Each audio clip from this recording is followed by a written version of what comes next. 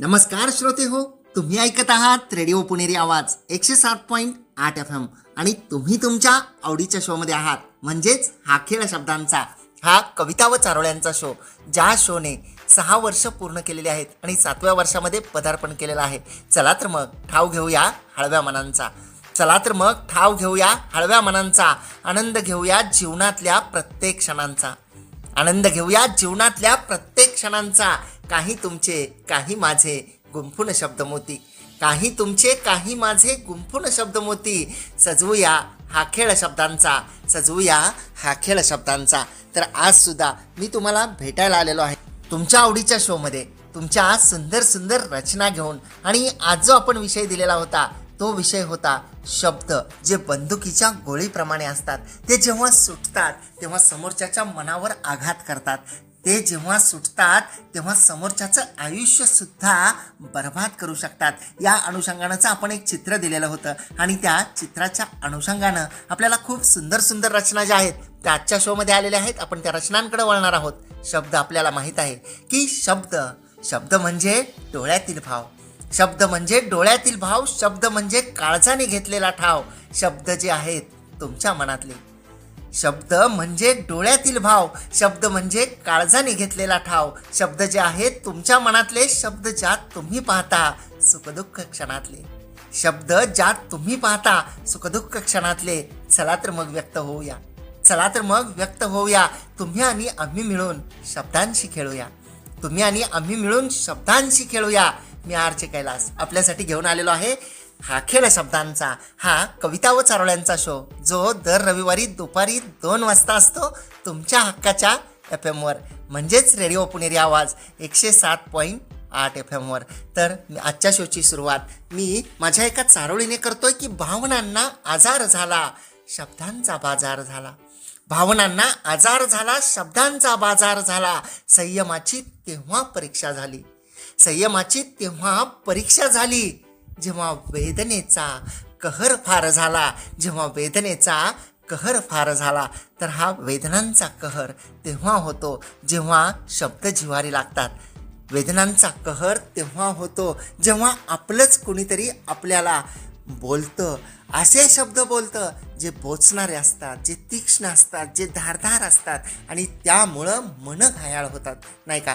आजच्या शोमधल्या पहिल्या रचनेकडे वळतोय, ज्यामध्ये पुष्पा गोपाल उपाध्ये मॅडम आर्यवर्त सिडको नाशिकेतून मॅडमनी लिहिलंय. मॅडम लिहित आहेत शस्त्रवाणी या शीर्षकाखाली की वाणी तुनी सुटतात शब्द जेव्हा बंदुकीच्या गोळ्यांपरी, वाणी तुनी सुटतात शब्द जेव्हा बंदुकीच्या गोळ्यांपरी. थेंब रक्ताचा न सांडताही जखमा भळभळती उरी. क्या बात आहे. थेंब रक्ताचा न सांडताही जखमा भळभळतात उरी. निशाणा एकदा लागता, निशाणा एकदा लागता पश्चातापाला ठाव नसे, पश्चातापाला ठाव नसे. आयुष्यभर जगणे आले मिरवीत त्या जखमांचे ठसे, मिरवीत त्या जखमांचे ठसे, मिरवीत त्या जखमांचे ठसे. क्या बात आहे, क्या बात, वाह. तर पुष्पा गोपाल उपाध्ये मॅडम आर्यवर्त यांची सिडको नाशिकेतून पाठवलेली ही अप्रतिम अशी रचना होती आणि खूप अप्रतिमरित्या चित्राला साजेसे भाव मांडणारी मॅडमची ही रचना होती की रक्ताचा एक थेंब ही न सांडता जखमा या उरामध्ये भळभळतात आणि आयुष्यभर त्या जखमांचे ठसे आपल्याला मिरवत आयुष्य जगावं लागतं. त्या वेदनेला मनामध्ये घेऊन कुढत कुढत जगावं लागतं, असे ते घाव असतात.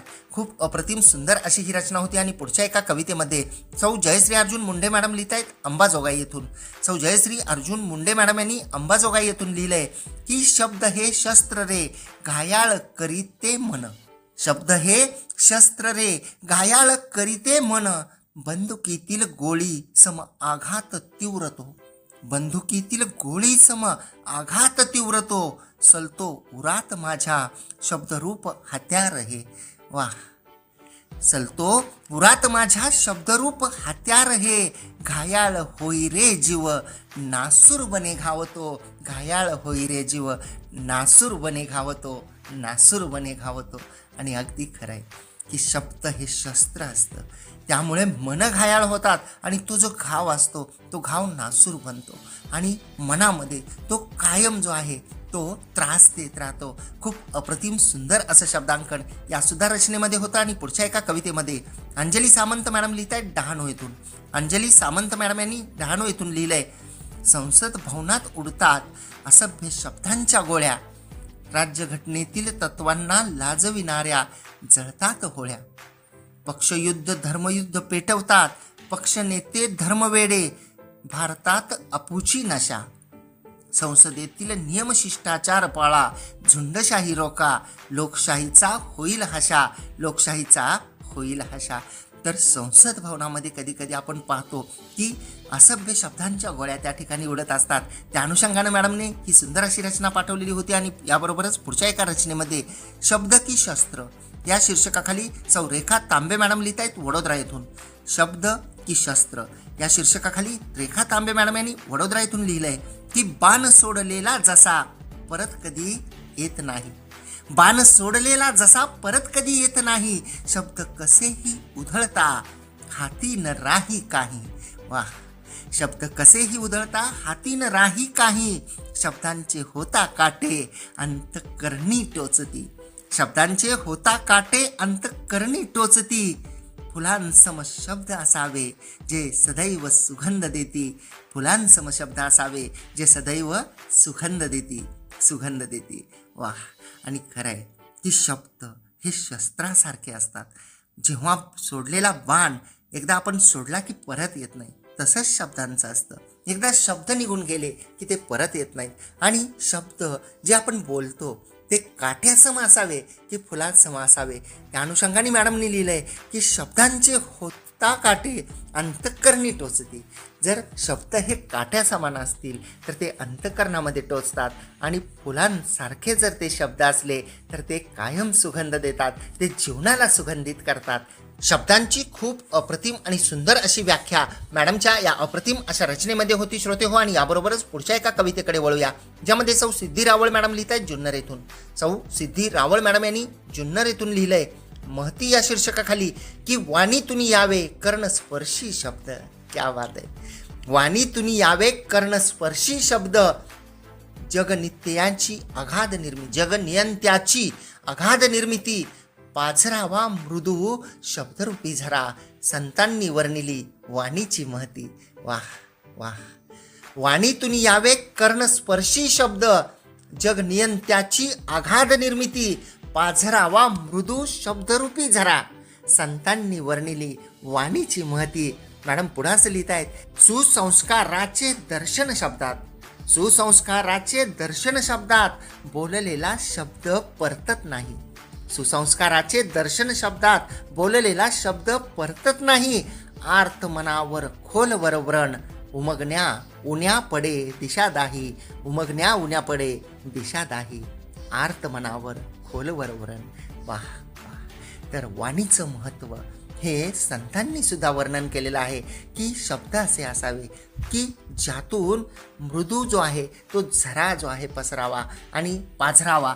एवढंच नाही तर वाणीतले जे शब्द आहेत ते कर्णस्पर्शी असावे. आपलं बोलणं ऐकावंसं वाटलं पाहिजे समोरच्याला, कारण आपल्या शब्दांमुळे मनं जोडली जातात, शब्दांमुळे माणसं जोडली जातात, शब्दांमुळे प्रेम मिळतं, शब्दांमुळे जे आहे ते आपली खूप सारी कामं जे आहेत होतात. या निमित्तानं आपण पाहू शकतो बऱ्याच वेळा आपण एखाद्या ठिकाणी जातो, त्या ठिकाणी कोणी कर्मचारी असेल, कोणी व्यक्ती असेल, तर त्याला आपण जेव्हा बोलत असतो तेव्हा आपण त्याच्याशी कसं बोलतो यावरून आपलं ते काम होणार आहे किंवा नाही हे ठरलं जातं. बऱ्याच वेळा आपण कोणीही असो, आपलं काम अगदी कितीही मानाने पदाने लहान असेल मोठा असेल याच्याकडे पडू शकतं, परंतु जेव्हा आपली भाषा ही मृदू असेल, आपलं बोलणं हे मंजूळ असेल, आपलं बोलणं हे गोड असेल, आपलं बोलणं हे सबमिसिव्ह असेल, तर आपली ही अशक्यातली अशक्य कामंसुद्धा सहजपणे पार पडतात.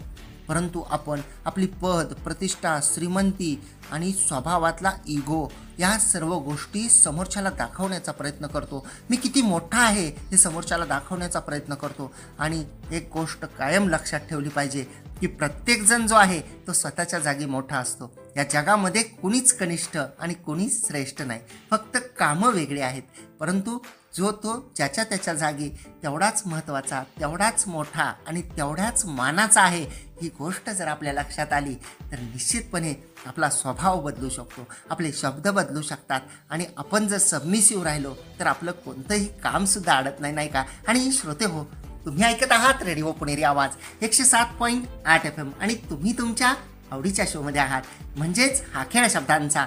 या कविता व चारोळ्यांच्या शोमध्ये माझ्यासोबत म्हणजेच RJ कैलास सोबत घेऊया मग एक छोटासा ब्रेक.